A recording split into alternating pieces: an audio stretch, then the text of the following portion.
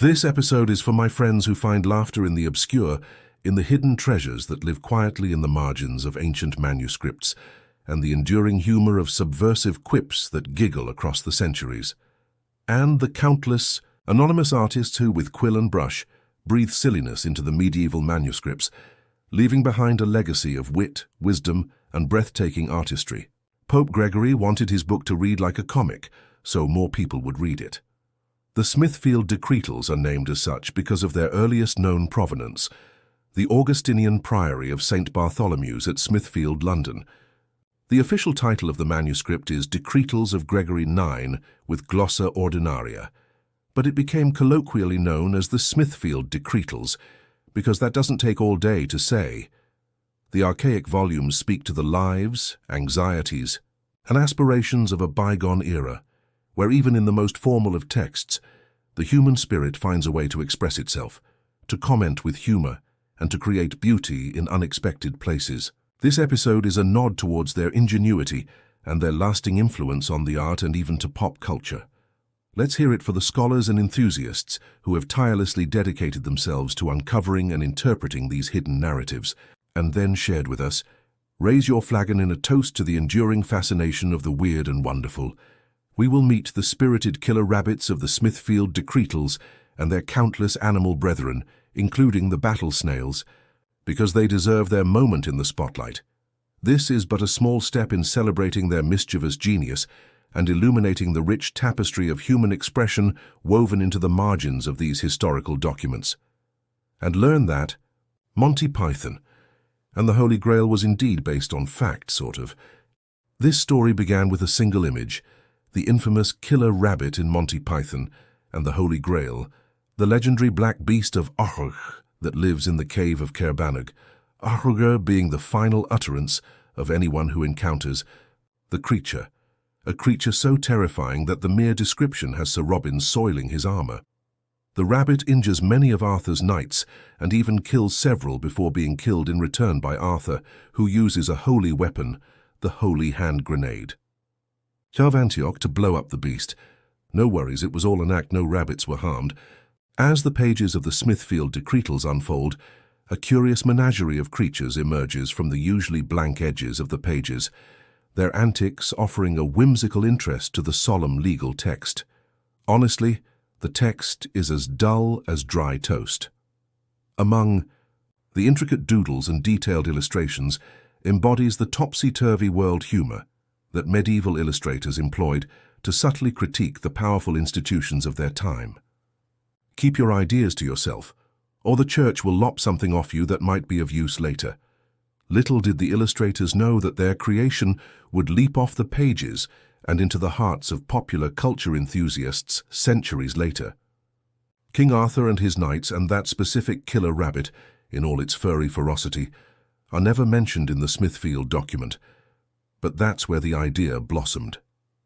The decretal dates from the latter half of the 14th century and offers an almost captivating glimpse into the multifaceted druggery of medieval England. The manuscript itself consists of several hundred pages, papal pronouncements and legal pronouncements on canon law, yada yada on and on. These decretals formed the bedrock of ecclesiastical jurisprudence, governing the organization and behavior of the church. Not the behavior of the church, but how the church expected you to behave. Big difference. Understanding the physicality of the Smithfield Decretals is crucial to understanding its context. The use of fine vellum, that's calfskin, carefully prepared and stretched, speaks to the manuscript's intended prestige. The elegant script would have been legible to those versed in Latin, the language of church. Unfortunately, the public at large was at the mercy of whoever would read it to them. By the by, it is preserved at the British Library in London. The British Library has digitized the manuscript, making it freely available for online viewing. The Black Death, which ravaged Europe in the mid-14th century, had profoundly impacted England's social fabric, leading to labor shortages, economic upheaval, and a re-evaluation of traditional social structures. This unrest and uncertainty also manifested in a questioning of traditional authority, including that of the church, and encouraged all of us to bring out your dead. One could assume that this was a time of their own pandemic, and the monks were wise in staying in the priory and taking up artistry. The very act of Gregory, commissioning such a comprehensive legal text, may be interpreted as an attempt to reinforce the authority of church law amidst a period of a social and political shitshow. Its purpose was not merely to record the decretals, but also to disseminate them to those who needed access to them for the proper administration of church affairs and the resolution of disputes. For the most part, the public at large didn't read Latin if they could read at all and were still at the mercy of whoever was applying the law. Consider the patience and concentration required to copy intricate legal texts, but they didn't have a lot going on and were expected to keep busy. Simple doodles, barely more than a quick stroke of the pen, are common. These could represent anything from abstract shapes to rudimentary depictions of everyday objects or figures. More elaborate illustrations, however, are also frequently found, depicting scenes from the Bible, classical mythology, secular narratives, or even completely original and fantastical creations. In addition to illustrations, textual notes form another crucial aspect of marginalia. These notes could take several forms, from simple annotations clarifying a point in the main text, to longer commentaries reflecting the reader's personal interpretations or additional reflections, to a form of personal journaling. An illustration, placed directly beside a particular decretal, might suggest a visual commentary on the legal matter itself. Illustrations placed further away from the text, however, may hint at a more personal or associative engagement with the material. The spatial relationship between the main text and its marginal counterparts becomes a crucial element in understanding the relationship between formal authority and personal expression. Consider the difference between a detailed drawing directly adjacent to a section on the powers of the Pope compared to a small, seemingly random doodle tucked into a far corner of the page. Apologies, my friends, I just bored myself to sleep. The killer rabbit, a recurring motif in the Smithfield Decretals marginalia, demands close scrutiny. Since I don't take directives well, I just took a passing glance. The juxtaposition of a seemingly innocuous creature, the rabbit, with aggressive, even violent actions, irritates the viewer's expectations. The visual characteristics of these killer rabbits are significant, often depicted with exaggerated features, large ears, prominent teeth, and wide, intense eyes. They project an aura of something hinky going on. The evolution of the killer rabbit image from a 14th century manuscript to Monty Python showcases the unpredictable journey of visual meaning across time. The Smithfield Decretals illustration, likely a satirical jab at societal power, gains unforeseen layers of meaning in its later interpretations. The different interpretations are not mutually exclusive. And of course, it was unforeseen. They didn't have television. Our homicidal hare was not alone. He was in good company. The book features numerous animal illustrations, often depicting them in humorous or symbolic ways. These include animal fables like Reynard the Fox, and depictions of animals like lions, bears, monkeys, and rabbits. The manuscript also includes scenes where animals are shown hunting or being hunted, and even participating in courtly trials. Here's a more detailed look at some of the animal depictions. Foxes are prominently featured, often in stories like Reynard the Fox, where they are depicted as cunning and mischievous characters. Rabbits. Rabbits, here we are with the fucking rabbits again. I've about been beat to death with the fucking rabbits. Hounds are often portrayed in relation to rabbits, either as hunters or as victims of rabbit vengeance. Lions and bears. These larger animals are also featured sometimes in symbolic representations or in scenes of animal combat. Monkeys are depicted in various scenes, sometimes in interaction with bears. Hybrids. The manuscript also includes illustrations of mythical creatures, such as hybrids of different animals. Other animals. The Smithfield Decretals also includes illustrations of a variety of other animals, including goose, ant, ox. I have not abused you quite enough yet, so I'll continue to the rest of Europe. From the illuminated manuscripts of France and Italy to the intricately detailed books of Germany and Spain, these texts chog-wallowed with a similar range of imagery.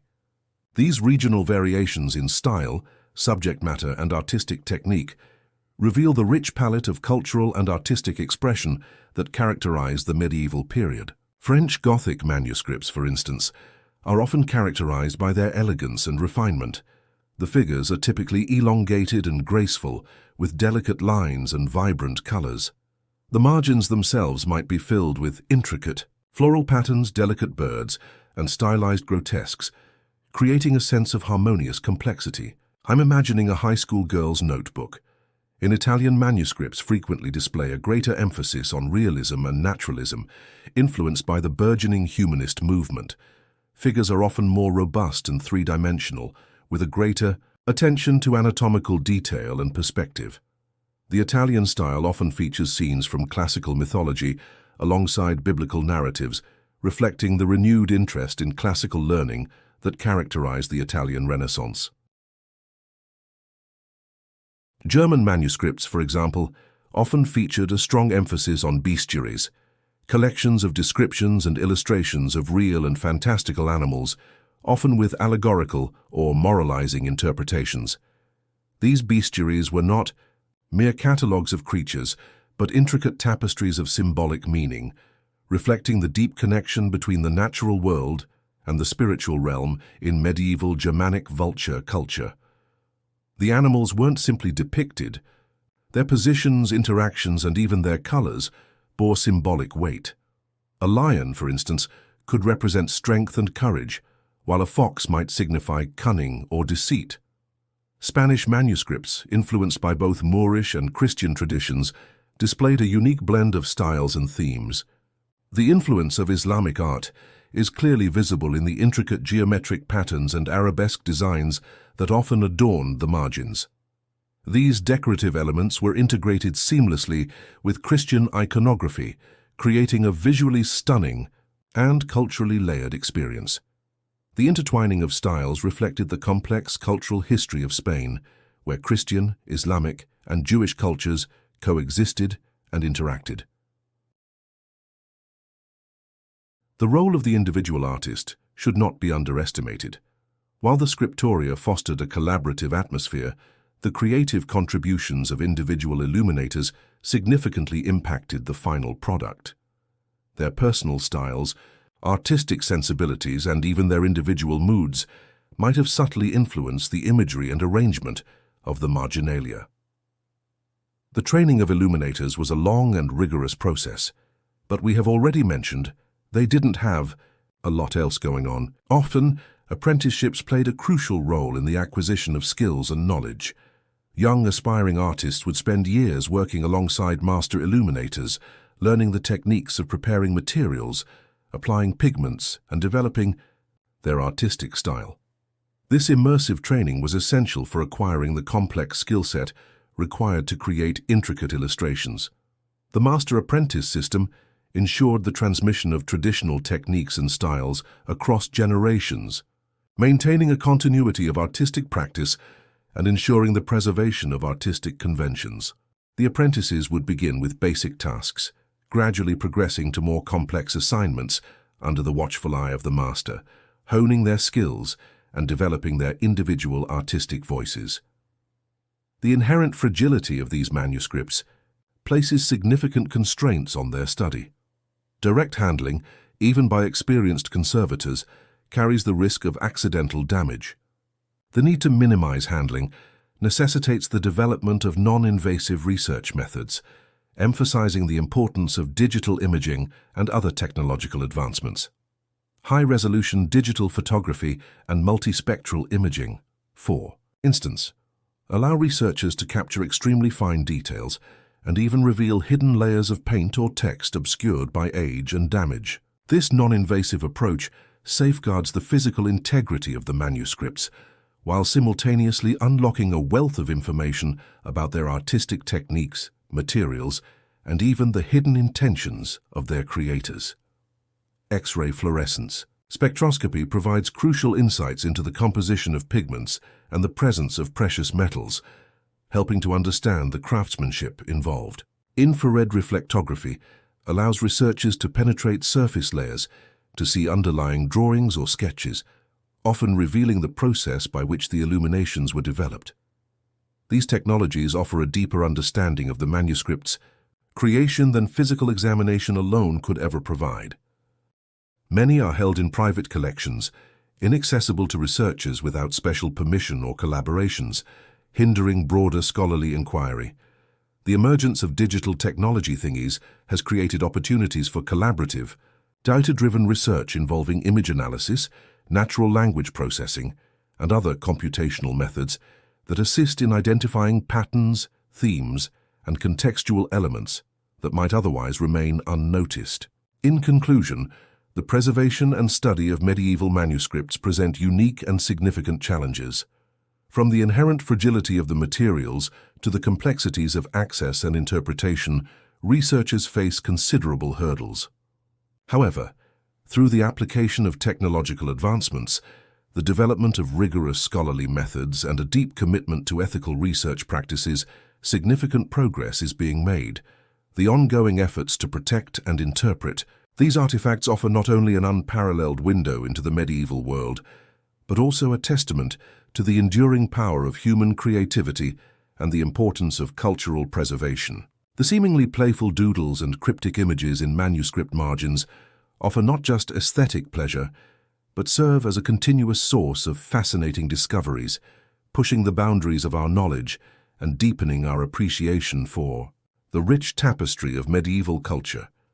The journey of exploration continues, with each new discovery revealing further the intricate stories etched in the margins of time. The study of medieval marginalia also prompts reflection on the ethical considerations inherent in the analysis and interpretation of historical artifacts. The need to prioritize the preservation of these fragile manuscripts underscores the importance of responsible research practices. Any intervention, even non-invasive methods, must be carefully considered to minimize potential risks to the artifact's longevity. Moreover, the provenance and ownership of manuscripts must be respected, ensuring that research does not contribute to the illicit trade or exploitation of these historically significant objects. The ethical conduct of research, including transparency, open access to data and findings, and acknowledgement of intellectual property rights, are vital aspects of this field of study, and goes to a gray area where to draw the line between what risk is worth the possible damage to the artifact and how much we LV Monty Python. Actually, that has nothing to do with anything. I just wanted to bring them up again. In conclusion, we shall conclude, and I will never type the words killer rabbit or marginalia again. Sweet dreams, I'll see you next week.